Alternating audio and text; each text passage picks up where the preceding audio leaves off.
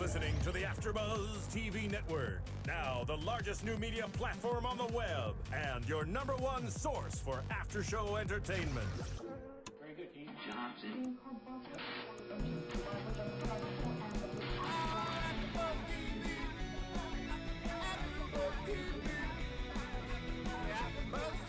From the AFTERBUZZ Studios in Los Angeles, California, presented by Maria Menounos and Bing.com, and streaming live thanks to Akamai Technologies. This is AFTERBUZZ TV's Glee After Show. We'll break down tonight's episode and get you all the latest news and gossip. If you'd like to buzz in on tonight's show, you can buzz us at 424-256-1729. That's 424-256-1729. And now, another post-game wrap-up show for your favorite TV show. It's AFTERBUZZ TV's Glee After Show. Baby, everything is alright. I'm tired, out of sight. Baby, everything is alright. I'm tired, out of sight. Like I'm a poor man's son from across the railroad track. I mean, it's us and we could dance all night, but I mean, there's a big episode to talk about. Bing is for doing, and we're here doing another Glee After Show for you all. It's the second to the last one in the season. That's crazy. Season finale next week, called Wonder-ful. It's, of course, episode 21 of season 4. And it was Stevie Wonder night, if you couldn't tell from our lovely intro. Yeah, wonderful. Yes, wonderful. So, I don't know. I like the tribute episodes typically. What did you think of this one? First of all, I'm Marisa Serafini. Hello, Of course you everyone. are. Sorry. And you are. Got it. I'm Stephanie Wenger. Yeah, I like this episode. It was nice. They did it tastefully for Stevie Wonder. I think Stevie is a very upbeat kind of person. He has a lot of happy songs out there, and this episode was definitely wonderful, like filled with happy news and life situations. I thought it was like a very happy episode, and we've had so many, we talk about it, the kind of depressing down episodes in the last few weeks. So it was nice to have a switch. I still was like looking for that big number that, you know, like that big, like signed, sealed, and delivered. I think of like Obama's inauguration. Like there's so many big moments with that song, and for me, like there just wasn't that big number that was just like, yes, Stevie Wonder, let's all get up and dance. Right. I think there was maybe one fairly bigger number, but not over the top like we're used to seeing in Glee, but everything else, honestly, it felt a little lackluster, this whole episode. I'm hoping that next week with the season finale, they bring the big numbers and that it's just like a fun, full-on, I feel like we haven't had like full-on crazy Glee numbers in a long time. Like I think back to the mashups where you had Gwyneth Paltrow and Matthew Morrison like dancing in water. Like I want like on the stage. Come on. Like a crazy, just like full-on, could never happen in high school performance. I don't know. Yeah, and I think that's the appeal to Glee, because some stuff does happen, but all these numbers usually they don't happen, and that's why the audience like watch and listen, because they're performances that normal high schools won't do. Yeah, I mean, and that's kind of the magic of Glee in a lot of ways, is that you can kind of suspend reality and go and have these, you know, dancing down the hallway, and that's what makes Glee so fun. But we should also get into Rachel. She has a big callback. I mean, talking about suspending reality, freshman in college, you know. Broadway, This happens to be her first big Broadway audition. She gets a callback already. Do you think she's going to get the part?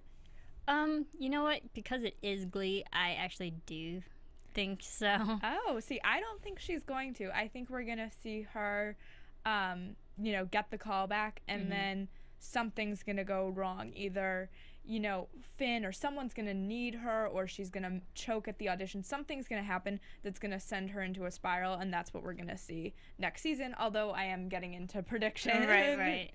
See, I don't think she's going to choke, because we already saw her choke once. So I don't think that's going to be a situation that's going to happen again. All right, well, we'll have to wait for next week and probably season 5. And as we mentioned last week, there will be a season 5 and season 6. So lots of Glee to come, definitely. But I thought that it was funny and kind of sweet that Rachel called Mr. Shu to thank him. Before everybody else. Before Finn, before her parents. Yeah, and we didn't see Finn tonight in the episode, which was sad because we had so much of the cast back, but Finn was not in the episode tonight. Yeah, and I liked how she did call Will because we haven't really seen a lot of Will-Rachel interaction lately. We've always seen Finn and Will together, but not Rachel and Will. So it was nice to see that they're still connected and, you know, they still talk to each other and Will's still supporting her in her career. I also thought that it was great to kind of, you see people go off, at least I did from my high school, and go off and they have these big dreams and big lives outside of high school, and you kind of, some people forget their roots. And it was nice to see that Rachel, so far at least, hasn't forgotten those roots, and she still, you know, loves Finn and credits Mr. Shu and all of those things. And I was excited for that because I think sometimes people, you know, grow out of McKinley. Yeah, exactly, because the last time we saw Rachel at McKinley, she said this isn't home anymore. Yeah. And so to her to call back to McKinley and be like, okay, yeah, she does, McKinley still is an important place in her heart. Yeah, and I think sometimes it takes a minute when you leave a place to kind of come back to it. Exactly. For sure. And also, Cassandra was back tonight. Of course, Kate Hudson. So great. I mean, that character keeps changing on us, though. She goes drastic change. From evil to super nice. Yeah, I agree. I also wrote down, I was like, I had to get over the initial shock of her drastic change in behavior towards Rachel.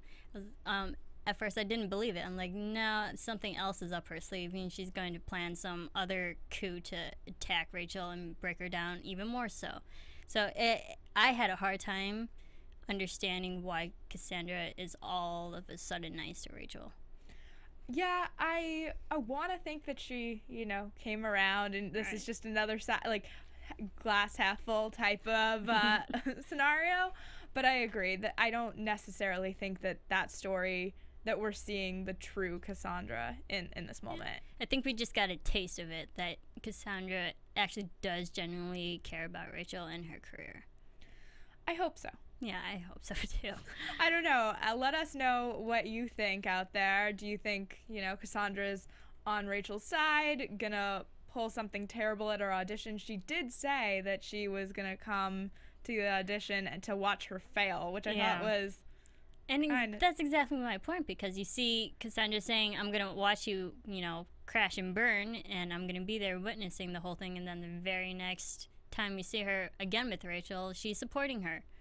Yeah, it felt a little quick to me. There were other things in this episode, too, where I feel like we got a gloss over, and I was just like, wait, what happened? We didn't get to see the important something. Yeah, you went from, like, one drastic change, which I'm still having a hard time understanding and believing. Absolutely. So let us know what you think. You can, of course, go on iTunes, rate, comment on our show. We love hearing from you. Your comments are the best. I read them all the time. And it's really fun and helps us make a better show for you. Yeah, everyone's excellent. Keep commenting, especially for the seasons to come. Yes, exactly. And season finale next week, I'm sure there will be lots to comment on then as well. This one was, I don't know, kind of predictable storyline for me. Artie got into film school, and we've seen him over the course of the last few seasons kind of taking on that director role, and I think he directed a school play, and he's directed a music video for Jane Lynch's character. Yeah, and he did, you know, West Side Story, and he directed the Christmas special in season 3, I believe. Right, so we know that that's definitely an interest of his, and so of course he got into the Brooklyn Film School, I believe it was. Yeah. And I was like happy for him, but you knew that they were gonna throw in this loop of like he's afraid to go because he's in his wheelchair, and I just felt like that was a little predictable for me. I agree. I thought, yes, definitely the wheelchair is going to be a factor in his change of lifestyle, but they threw in another little thing that he's just generally afraid. And I think that they touched on that really well, because most college students are, especially coming from a little town like Lima, Ohio, and going to Brooklyn and New York, and just having that big culture shock, that is understandable to be afraid of. Yeah, I think I just wanted something a little more from him. Maybe yes, the wheelchair of course would be scary. Moving across the country is scary, but I don't know. I just felt like there was kind of this like, okay, the wheelchair is scary, and then his mom, who of course is played by the unbelievable Katie Siegel. Great cameo from her. So much fun. Hopefully we'll get to see more of her. It was only, I think, one scene. Yeah, Was that it? Like 2 minutes long, not long enough. Yeah, I mean, I feel like I could watch hours of her, but that's just... She's great, and I actually liked Artie's mom. I don't think we ever actually got her name, but she is that supportive mother that supports Artie in going to New York. Be like, no, this is your dream, and don't let your physical disability stop you from your dreams. Yeah, and what was nice was we kind of got a conclusion to that storyline. A lot of this episode was setting up for the season finale, and we saw that he is suddenly ready. He realizes, his mom makes him realize that, you know, he thinks his mom has done everything for him, and she's like, no, it's all you who told me what you needed. And so he knows what's best for him, and that's at least setting him off on the right foot. Yeah, and can I mention how Kitty actually has a part in that, though? You can't forget her. I was just about to go there. Yeah, I find it interesting how Kitty, of all the characters, lately she's trying to be good to compensate for all the bitchiness that she's had in the last few episodes. She's definitely another one, though, that I question whether it's actually good or if she's going to flip around again. We're going to see the not so nice side of her again. Yeah, but I think it's interesting because we really haven't seen Artie and Kitty interact alone together either. So I just wondered why Kitty all of a sudden is caring about Artie's future. I don't know. There was this like little moment, and maybe everyone will disagree with me on this, where I kind of thought they had like a little moment, like a mini moment. I don't know. It wasn't like the way Glee is normally super clear about those things, so I might be just misinterpreting. I think what was the little moment that you're thinking of near the very end of the episode? Yes. At the end. Well, okay, so she sits on Artie's lap. She got a little close, but I don't think it's a really romantic relationship. I think it's just platonic. I'm supporting you as a friend.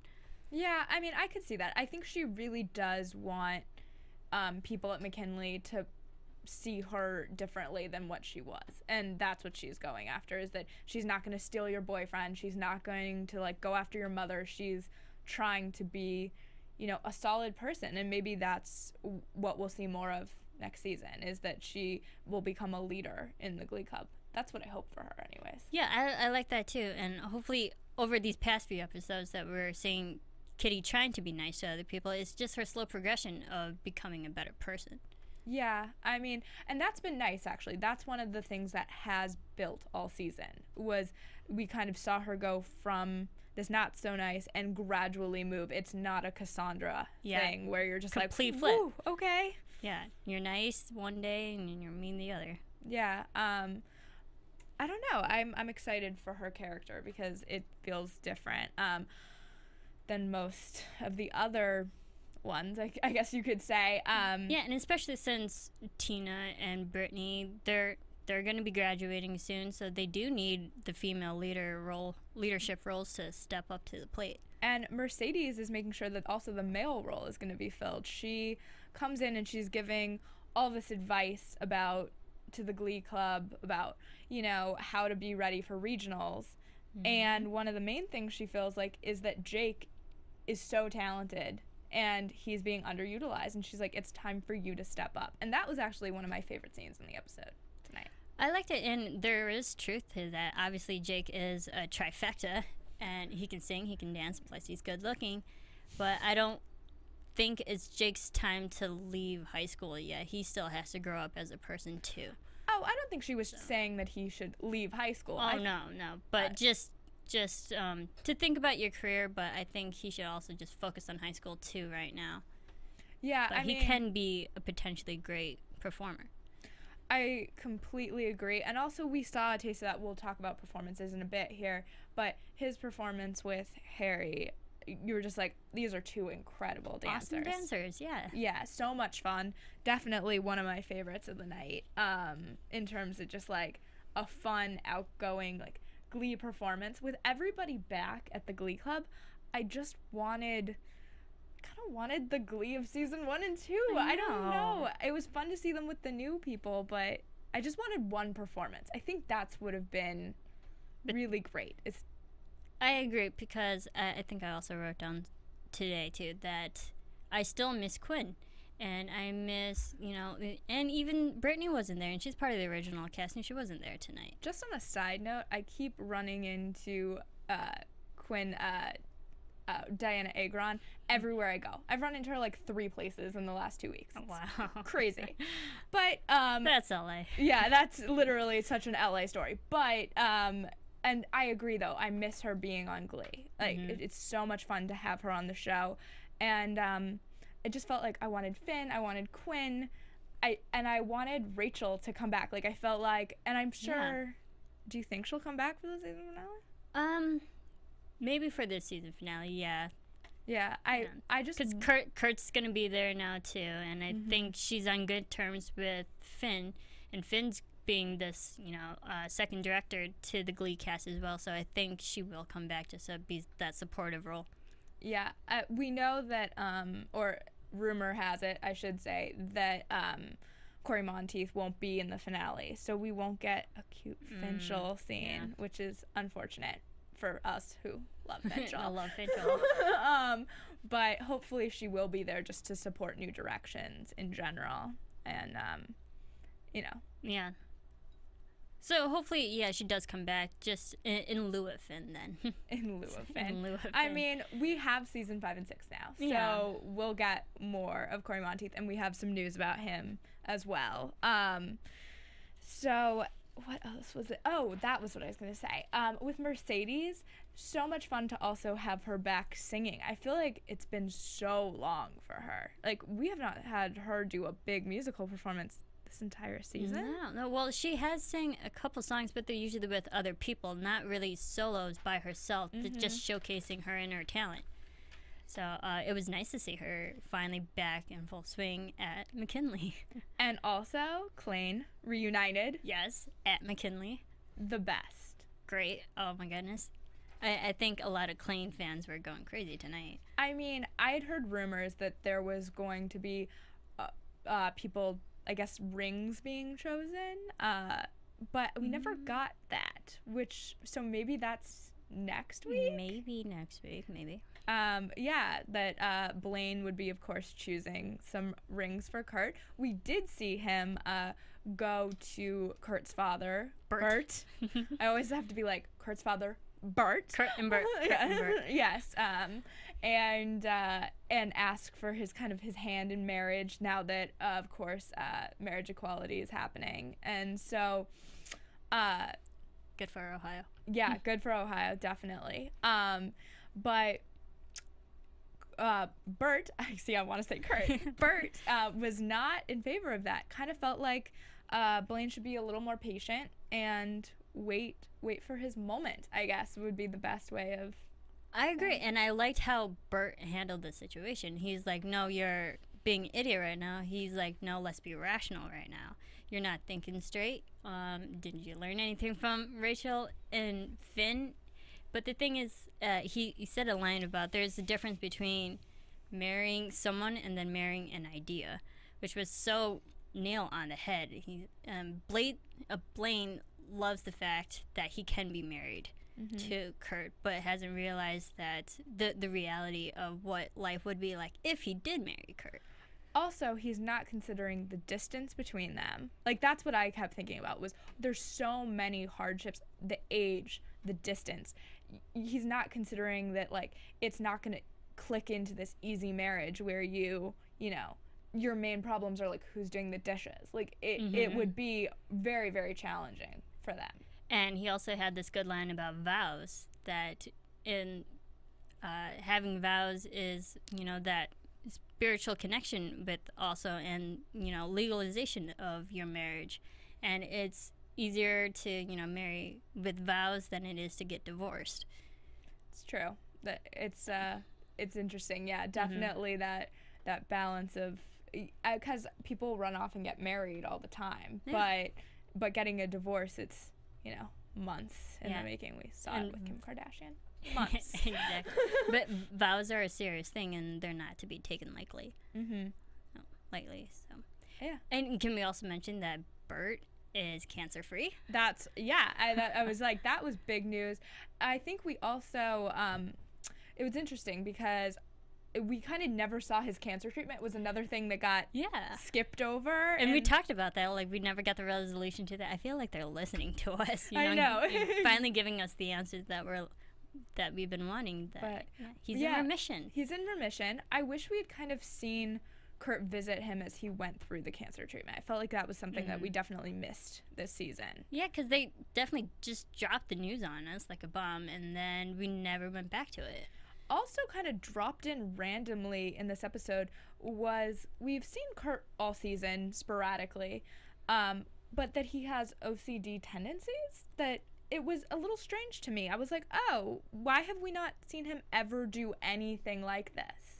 Well, I can and cannot kind of believe that, because there was this episode where, I believe it was season 3, near the end, remember, where Kurt was doing all this color Post-its here and there. He's like, you can get rid of this with this color, you can keep this with this color.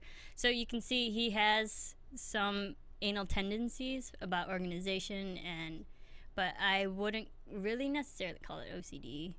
Didn't they in the episode call it OCD? Maybe I wrote it down, but I could be wrong. I think it was just anxiety was getting the best of him, and he was acting like that was the only way he can control himself, if he could control other things. Yeah, it's understandable that that you would feel like, if your parents in the hospital or, you know, getting cancer treatment, you would obviously feel anxiety, like this could be life altering either way, and he already lost his mom, so I totally get why he was stressed about it. I just wished we'd kind of seen more leading up to why all these tendencies were happening, I guess. Yeah, and especially because we haven't seen his emotional progression of how to deal with Bert's cancer. But hopefully now we'll see more of Bert. It was nice to have him back too. Yeah. And he's now cancer free, and maybe he'll come in and help Finn with something. I don't know. I just feel like he's so underutilized on the show now. I agree, but I think whenever they do use him, he definitely makes his mark, and you know, has all of his morals and great messages that he has to give to everyone. It's said and done, and then he can go away for a few more episodes and come back with another great life lesson. You know who else I want to see? I guess are Rachel's fathers. Yeah, that'd be great. Yeah, I just feel like we've not seen them in a really long time. I'd like to see both of them come back to support her and her callback with Fanny Price role, if she gets it.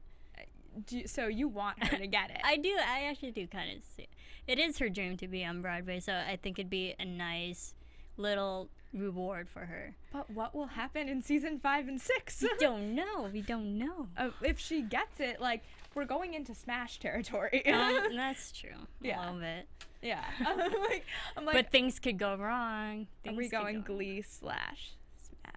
We're kind of bleeding into each other, yeah. Yeah. I mean, it's possible. I feel like that's something where it's like the end of the show, and she finally gets the dream. Like, she's gonna get it. It's just a matter of when.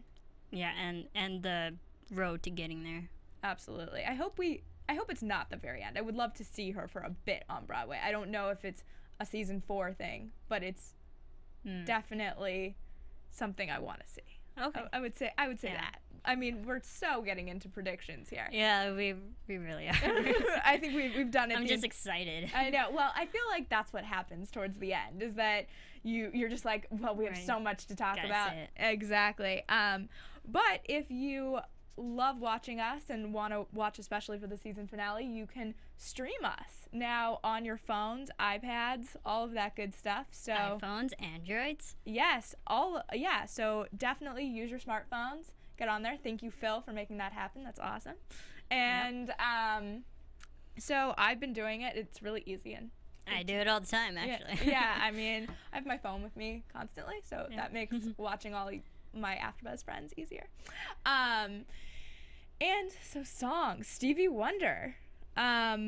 So they started off, the first song of the night was Signed, Sealed, and Delivered. Of course, New Directions, led by Kitty, which... Okay.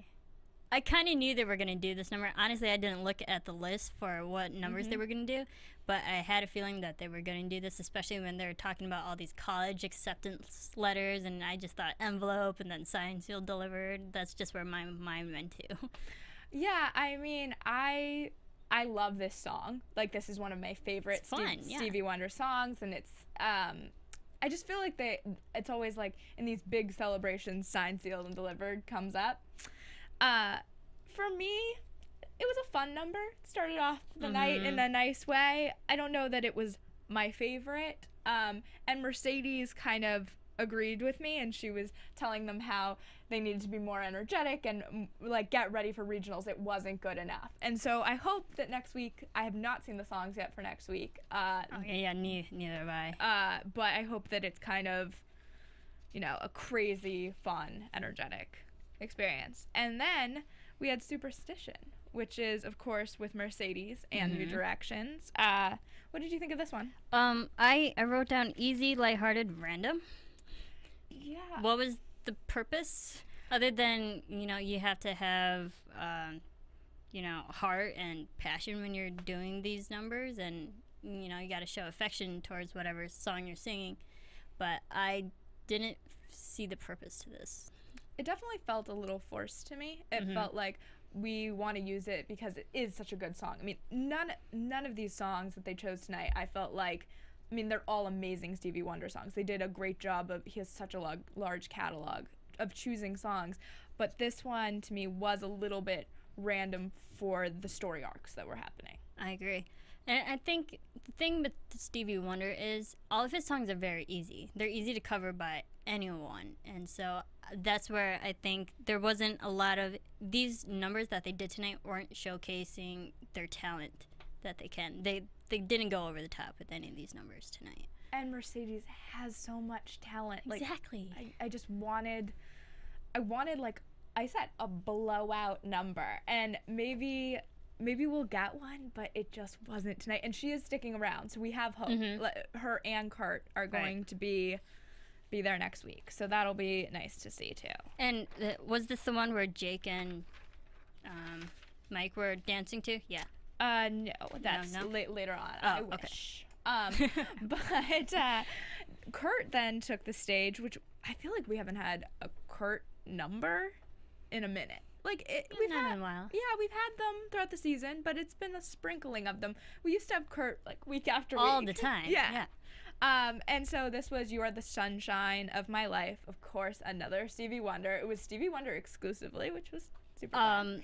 I like the manner in which Kurt sang it. It was towards his father, being happy that he's cancer-free and remission now. But I thought Tina, Kitty, and Marley dancing in the background, that was so distracting. Yeah. And it was taking away from why Kurt was singing this song. And I found them distracting. I kept looking at them waving around their arms in the background. And I'm like, okay, I'm losing focus on Kurt. I thought it was such a sweet number. Like, I love the idea of honoring your father, especially when he's been through something so difficult. But for me, it was a little, I don't know. It was a little all over the place. And I kind of wanted one of those, like, spotlight performances where it was just Kurt singing to his dad, maybe on the main stage, not in the chorus room. I don't know. Yeah, and all these numbers tonight, well, except for the one in Yada, and we'll get to that one. All the numbers were either on stage or in the chorus room, which makes me think that there's really no spontaneity to these songs anymore. They're just singing it because it's that week's assignment, and I miss back in the first and second season where the songs that are for the week's assignment, they're literally in their life situations. They break out in the song in random places, and that's what I think attracts everyone to Glee because, they do break out in numbers, and the songs in the past few episodes, they're just singing in the choir room again. Oh, okay, it's another song. Who's the next person to sing? Yeah, I feel like times this season has been the most creative that Glee has been. There have been numbers where, especially in New York, I'm just like, that is amazingly creative and cool, and I'm glad they did it that way, especially some of the dancing with Rachel. We haven't seen her do that before, but there have been other numbers where it feels formulaic. They're like, we have a boy, a girl, let's have them sing in this specific way. We're going to have the piano.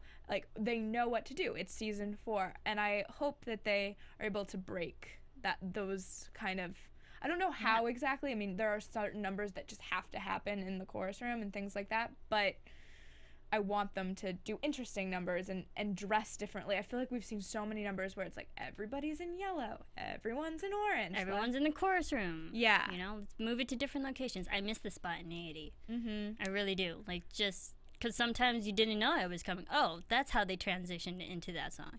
Or emotionally driven performances where you just can't hold it in anymore, and so you break out into songs. Or even at Breadsticks, we've had performances. There's so many places, and it just feels like we're kind of stuck in the walls of McKinley in a lot of ways this year. Yeah, we really are.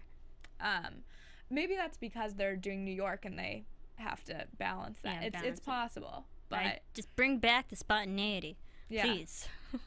Speaking of which, a fun performance tonight was I Wish, which is, of course, Jake dancing with New Direction. With Mike. That's the one. Yeah, and it was so much fun. I really enjoyed this performance. I liked their dancing. I actually wrote underwhelming. I mean, it understandable. Okay, Stevie Wonder songs, they're all great and memorable. Everyone knows them, everyone loves them. But every number tonight, we know the songs and stuff, and we can sing along. But I honestly think all these performances tonight were all forgettable. Yeah, it was a hard one where to pinpoint, this is my favorite, because it just amazed me. It definitely, I know the songs, love them, but anyone could have been performing them Exactly. tonight. They're simple songs that, you know, can be sung by anyone. I have to say, though, I'm glad they didn't try to switch it up for, like, on shows like American Idol and The Voice. Sometimes they switch up songs just to switch them up, where with Stevie Wonder, there's such classics that to switch them up to make them Glee would be a mistake in a lot of ways. Yeah, that's true. And finally, we had, or actually, we have a few more songs. Sorry. So we have Uptight, Everything's All Right. This was my favorite number of the night. Because this one actually did feel a little spontaneous. Of course, Cassandra and Rachel can do no wrong in our No, eyes. Like, every week we come in here and we're just like, that was amazing. It was awesome. Yeah. I mean, they're dancing tonight. I really enjoyed that. So. I loved it. And there was a little cameo from Melanie, who was the dancer from the winner, So You Think You Can Dance season 8. Yeah. I was like, there's Melanie. There she is. I was so proud of you for spotting that, because I would have missed it. And she's a great dancer. Yeah, they were all really on it, and you could tell. Sometimes you feel like they're walking through it on Glee, some of the dance numbers, and this one, it was like a well-rehearsed, intense number. Definitely choreographed. I really did enjoy this one. And there was also the reason why they did this number is because I guess every time a NIADA student has a professional callback for Broadway, it's a tradition that they throw a number for, you know, in support for that one person, which I think is a little bit of a stretch.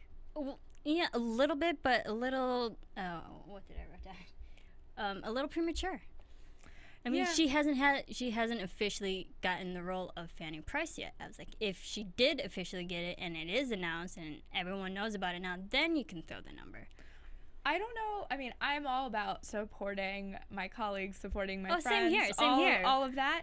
But I don't know that in that environment, at least in my experiences, everyone just would be like, yes, we're performing for you. Let's all perform together. I feel like there's a little bit of like a competitive spirit when you're in school together. So that was one thing that, again, kind of suspending reality, but a great number on its own.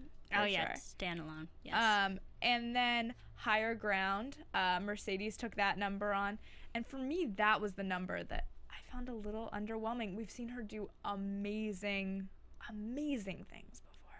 Yeah, and the transition into Higher Ground was a little off, I think, a bit, because the storyline of Mercedes this episode was that, her record deal, her producer's giving her a hard time because she's not being as risque as she's comfortable. She's not comfortable with, showing more skin and stuff for her photo shoot for her album. And I felt like it was such a great message she had tonight, which was like, own who you are. And, she breaks away from her record label, which is a tough thing. It's a big deal. Yeah. And that's her dream. That's her dream. And decides to be independent and sell her music on her own. And I hope she succeeds. And it's great that Mercedes did take that higher road in that aspect, because we've seen past numbers and past episodes where she does have, some self-conscious issues with her body and physicality, but she does own herself, and she's like, no, I'm not going to do this. This isn't right. Yeah. So she did take the higher road, which kind of transitioned into Higher Ground. I can see that. That, to me, didn't bother me. That song selection felt like the right choice. Yeah.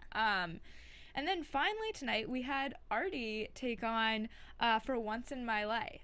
And it was another one, kind of that random tag at the end of the episode. It was cute and a nice performance. I didn't think it was, like, terrible in any way. Like, it was fun, but it just felt a little weird at the end of the episode, in all honesty. I wrote down it was all right. I liked the color choices, yellow, bright, sunny. It felt like the 60s. Yeah. The atmosphere definitely was. This number was the biggest ode to Stevie Wonder and his music, but it was all right. Yeah, it just was like, well, and that's how I've been feeling about these final numbers in a lot of the episodes, is they're fun, interesting numbers on their own. If I clicked on YouTube and watched that number, I would be like, that's fantastic, so much fun. For me, at the end of the episode, they're just like, we want to end on a happy note, even if we've had these terrible things happen. Let's end on the happy note. Yeah, and especially because the minute before they were talking about it, that they have to perform at regionals with passion. And let's have a fun number on the stage with passion. And I didn't see a lot of passion in this. I saw a lot of fun, but not like over the top at your face.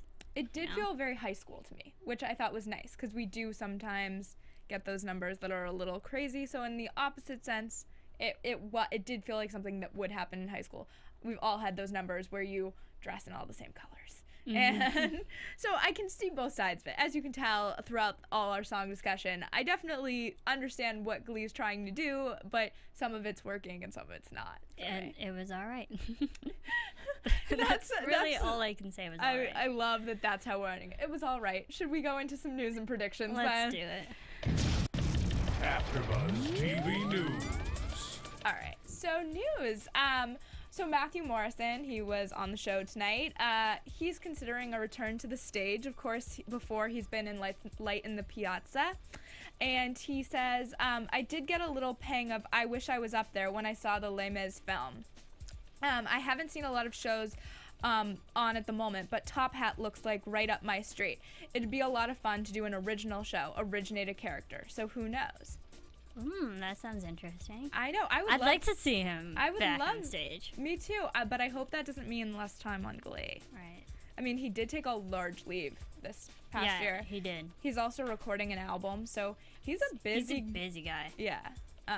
And he's on, I think, Adam Levine's record label, as we talked about previously. I think if he was to do this stage performance and it did affect his Glee schedule, I think Finn might step up to the plate if Corey Monteith comes back in that time. Everything I've heard is that Corey Monteith is going to be coming back. Yeah. Or someone else could step up to the plate. How much fun would it be to have Mercedes step up to the plate? Not that I want Finn to go away. I just think it would be an interesting choice, because she was already so coaching them tonight. Or how about Puck? That would really force him to grow up as an adult. Where was Puck tonight? No, he wasn't there. He was missing. Because we see Puck trying to grow up a bit, and he's still trying to realize himself. So if he got thrown into the teacher role, he might this might force him to act a little bit more mature. Yeah, and Corey Monteith, we've talked about it a number of times. He, of course, went to rehab for about a month now, and he was, I guess, released, or he left rehab last Friday. It was announced, and he was spotted at the Los Angeles airport with his girlfriend, Leah Michelle. And they then went to, it sounds like Vancouver, his hometown, and they were at a hockey game the other night. So it seems like they're spending time together and happy. That's good. So yeah, that's great to hear as well. We're so happy that he's doing well. And then a little fun news as well. Darren Criss is, of course, a graduate of the University of Michigan. And he will be back in Michigan at the Michigan Theater on June 13th. He's, of course, going on tour, and he will be visiting there and doing a performance as part of the Sonic Lunch Free Summer Concert Series. And he's, of course, known at the University of Michigan for a Harry Potter musical. Yeah, I was just going to say, I was like, I would love to see another Harry Potter musical. Yeah, so maybe, I don't know. I mean, I think he's going back to his roots. Yeah, so that'll be a fun thing for if you live in the Michigan area to check out. I'm excited, though. I want to go see his tour. I think he'll be at the House of Blues in LA. So we should check that out. I know, a little Glee field trip. Come back and report. I'm down. Yes, definitely. Should we do our predictions? Not that we haven't been doing them all. And now, your AfterBuzz TV predictions. So next week we have Rachel actually going to her callback, what she was talking about this entire episode. And we have different thoughts on that. I wish our whole team was here. They'll be here next week. Of course, Roxy and Sarah will come in and have all of their viewpoints on the season finale as well. I feel like it's always you and I. I know. Like at this time last year, it was just you and I. I feel like reunited with you. It's good. It's awesome. Yeah. I do think Rachel might get Fanny, but I think it would be a really interesting cliffhanger. That we see Rachel go up to the callback list and see if she got it, and then cut to black. Amazing. Must tune in season 5. I can picture Glee doing that. You know what should not be a cliffhanger? Who the secret girl is that... Oh, true. Hopefully we finally get her identity. I cannot wait to find out. I feel like it's just been so many episodes of this just being like, who's this girl? And we see her chatting, no voice, and it's not Kitty. We've pretty much established not Kitty. Who could it be? Oh, because even last week it really did feel like Kitty, and I think that's just that red herring that they're trying to throw at us. So I don't want to say it's Wade, or Unique. Yeah, I mean, I feel like that's like the obvious way. Like it's kind of too obvious. So it has to be someone. It's someone in the Glee room because we know the phone went off. Right. I don't know. We're gonna have to wait till next week. And we also see surprise wedding. What is that? Matthew Morrison, and it might be because, but there's the thing, because he says that Emma and him are gonna get married after regionals. But we did see Blaine saying, "I was hoping you could be my best man." So it could be anybody's wedding. I don't know. We know it's not Finchel, sadly. No. So sad day. Sad day for me.